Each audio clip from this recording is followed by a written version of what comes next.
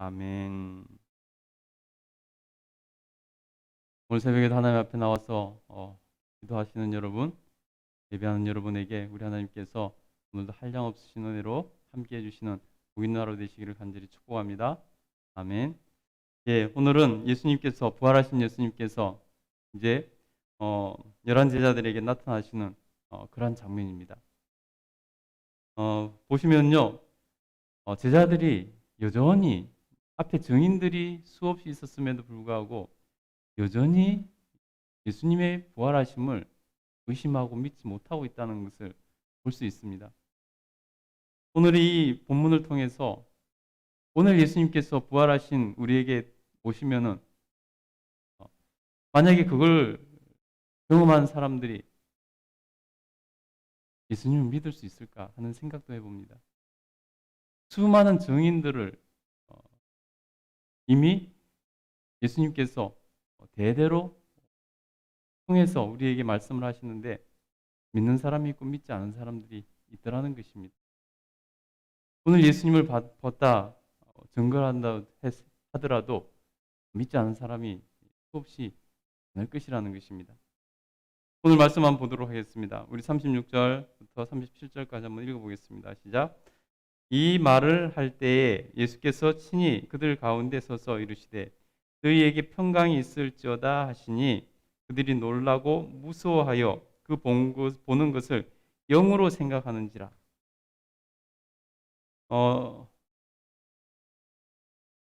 지난 시간에 봤던 거 그대로 엠마오로 가는 제자들이 예수님 만나고 돌아와서 제자들에게 만난 예수님을 증거했죠. 자신들의 그 예수님의 만남을 증언을 했습니다.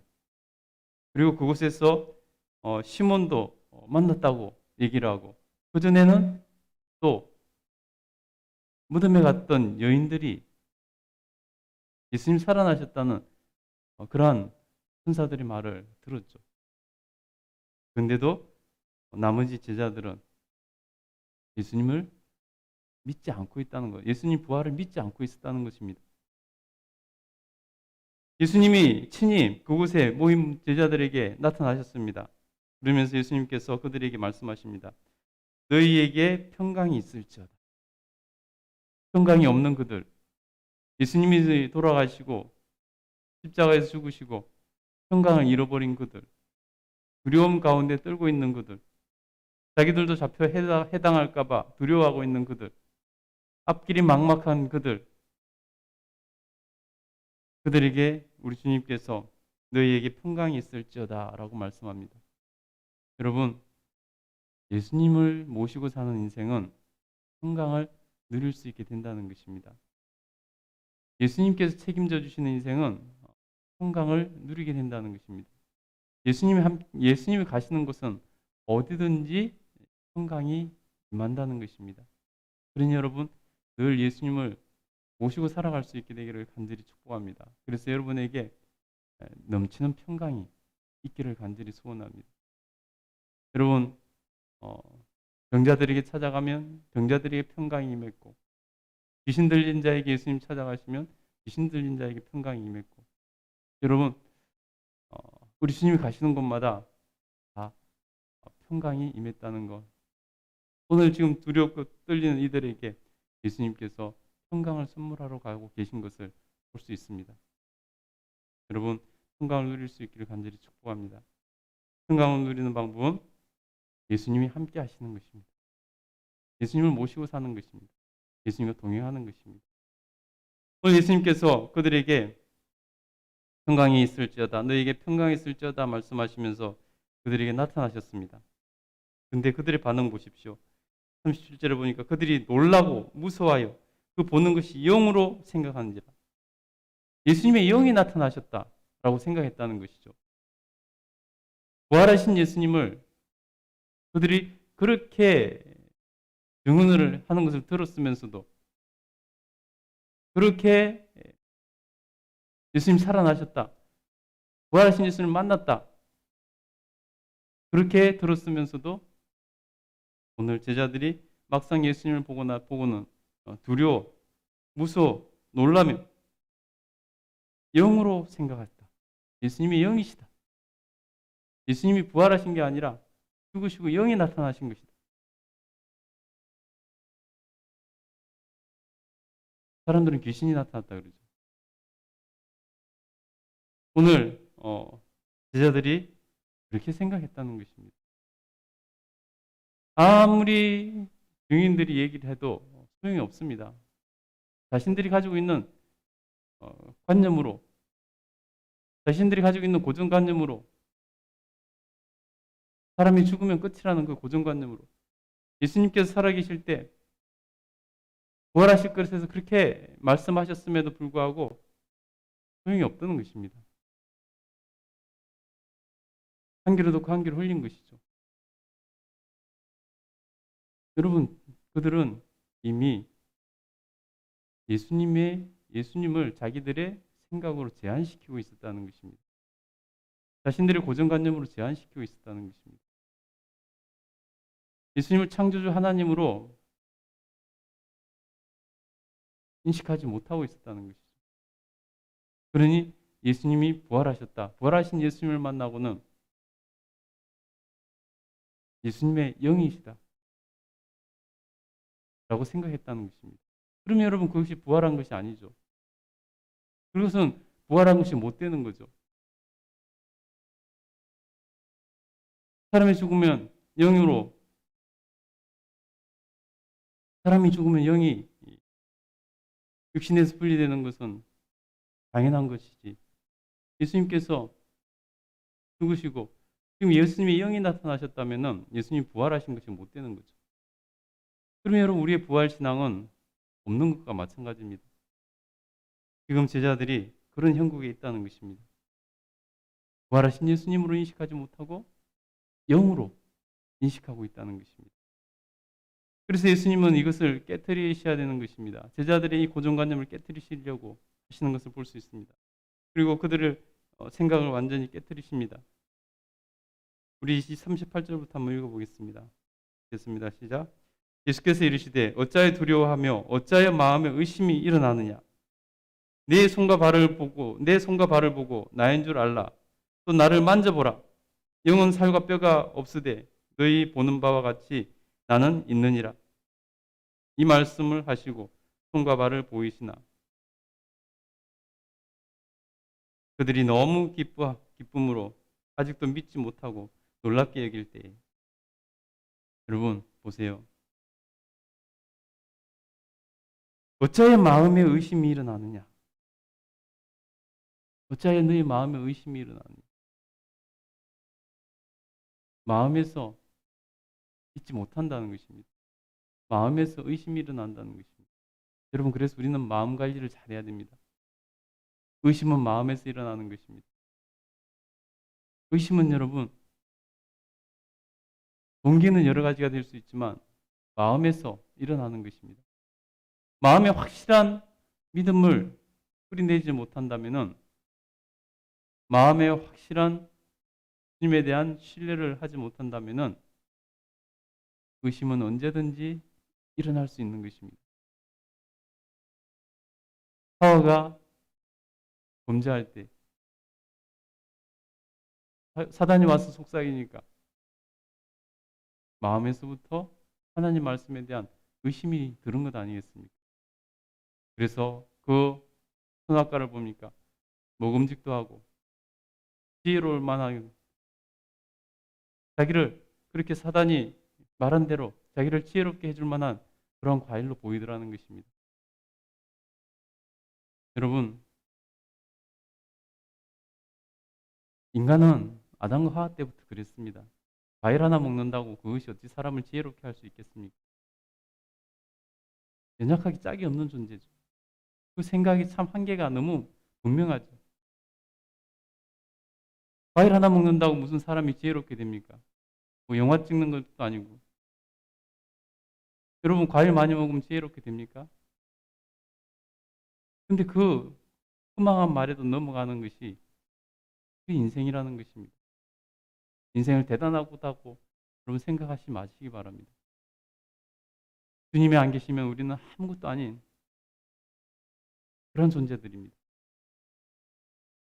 그 허황된 말에도 넘어가는 존재가 우리 인간이라는 것입니다.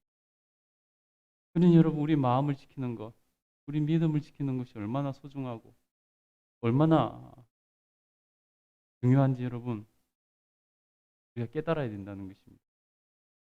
오늘 예수님께서 그렇게 예수님의 순환당하신 것, 죽음당하실 것과 예수님 부활하실 것에 대해서 말씀하셨음에도 불구하고 수많은 사람들이 와서 예수님 부활하셨다 증거를 해도 제자들은 믿지를 않더라는 것입니다. 마음을 지키지 못한 것이죠. 믿음을 지키지 못한 것이죠. 그래서 예수님께서 너희 마음에 어찌 두려움, 의심이 일어나느냐라고 말씀하고 있는 것입니다. 여러분, 절대 마음에 의심이 일어나지 않도록 분명한 믿음에 거할 수 있기를 간절히 축복합니다. 어떤 상황 가운데서도 여러분, 어떤 환경 가운데서도 여러분, 뒤에 어떤 소리가 들린다 할지라도 마음에 그 믿음이 흔들리지 않도록 마음을 잘 지킬 수 있기를 축복합니다. 그래 여러분, 이길 수 있는 것입니다. 예수님께서는 영이시라고 예수님 부활을 믿지 못하는 그들에게 부활의 확신을 보여주시기 위해서 말씀하십니다. 내 손과 발을 보고 십자가에 못 박힌 내 손과 발을 봐라. 그리고 너희 그러고 나서 내가 부활한 예수라는 것을 알라. 또 나를 만져보라. 영은 살과 뼈가 없으되 나는 살과 뼈가 있다. 예수님께서는 분명한 육신의 부활을 말씀하고 계신다는 것입니다. 여러분, 기독교는 상상할 수 없는 일입니다. 부활이 없다면 여러분, 우리가 예수님을 믿을 필요가 없는 거죠. 부활이 없다면 천국과 지옥도 없는 것이죠. 그러니 여러분, 우리가 이 부활에 대한 확실한 신앙을 가져야 된다는 것입니다. 오늘 예수님은 그래서 친히 부활을 믿지 못하는 제자들, 이것은 심각한 문제입니다. 그렇기 때문에 친히 그들에게 오셔서 나의 못 박힌 손과 발을 보라. 그리고 믿어라 제발. 나를 만져보라. 살과 뼈를 만져보라. 영이 살과 뼈가 있겠느냐. 그리고 나의 부활을 믿어라. 라고 말씀하고 있는 것입니다. 그러나 그들이 보면서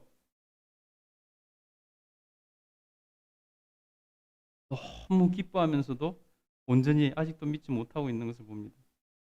41절부터 끝까지 한번 읽어보겠습니다. 시작.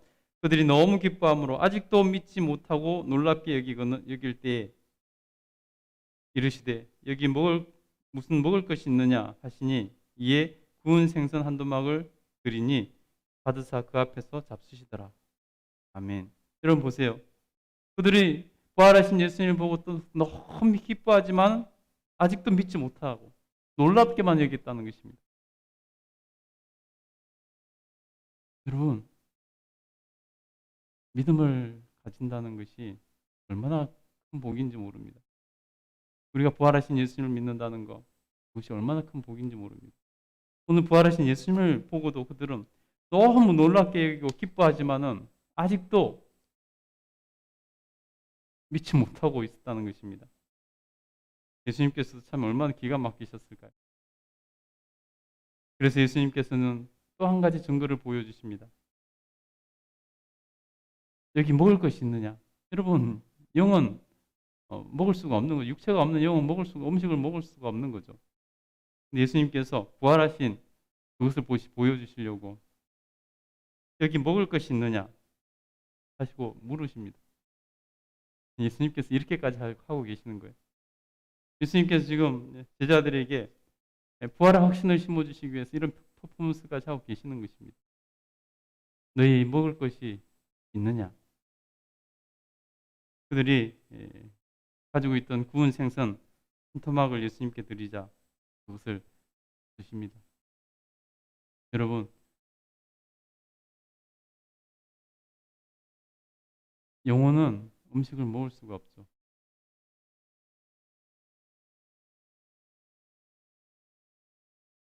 여러분, 우리가 옛날부터 많은 사람들이 제사를 지내고 있습니다. 많은 음식을 차리고 제사를 지내고 있죠. 다 헛짓거리라는 것이죠.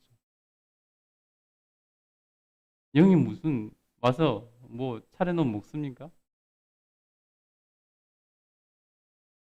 여러분, 예수님께서는 육체의 부활을 분명히 제자들에게 보여주시려고 영이 할 수 없는 일을 하십니다. 너에게 먹을 것이 있느냐? 그들에게 구운 생선 한 토막을 가져와서 예수님께 드립니다. 그러자 예수님께서 그것을 드시는 것을 보여주십니다. 영은 음식을 먹을 수가 없죠. 그러나 예수님은 부활의 확신을 보여주시기 위해서 일부러 먹을 것을 달라 그래서 먹어 보이신다라는 것입니다. 여러분, 우리 주님께서 우리를 위해서 얼마나 수고하고 애쓰시는지 여러분 보시고 여러분도 분명한 믿음 안에 부활할 수 있기를 간절히 축복합니다. 부활 소망을 가지고 살아가시고 부활 신앙으로 여러분 우리가 이 세상을 살아가야 되는 것입니다. 부활 신앙이 없이 예수님을 믿는다는 것은 그때히 믿는 것과 같습니다. 어찌 부활 신앙 없이 예수님을 믿을 수 있겠습니까? 언제든지 무너질 수 있는 믿음이죠. 그래서 여러분 우리는 항상 부활 신앙으로 살아야 되는 것입니다. 그래서 여러분 천국에 대한 소망을 가지고 살아가야 되는 것입니다. 여러분 천국은 우리가 부활한 몸으로 갈 것이라는 것을 여러분 기억하시기 바랍니다. 주님은 우리의 부활을 말씀하셨고 예수님께서 부활의 본을 보여주셨습니다. 그래서 여러분 우리가 하나님 앞에서 정말로 이 땅에 살아가면서 부활 신앙으로 철저하게 무장하고 그래서 어떤 상황에도 흔들리지 않는 믿음으로 우리 하나님 앞에 영광 돌려드리는 그런 삶을 살 수 있기를 간절히 축복합니다. 오늘 여러분 어려움이 있습니까? 여러분 삶 가운데 고난이 있습니까? 천국을 바라보시기 바랍니다. 부활 신앙을 가지시기 바랍니다. 천국의 관점에서 보면은 오늘 어려움이 있지만 고난이 있지만 그것은 큰 문제가 아니라는 것을 능히 극복할 문제고 큰 문제가 아니라는 것 기억하시기 바랍니다. 영원히 살아갈 천국의 입장에서 보면은 이 땅에서 우리가 겪는 고난들은 작은 문제이고 큰 문제가 아니라는 것입니다. 진짜 큰 문제는 우리가 천국에 들어가지 못하는 것이 진짜 큰 문제. 여러분 반드시 부활 신앙으로 저 천국을 소망하며 천국에 들어갈 수 있게 되기를 간절히 축복합니다.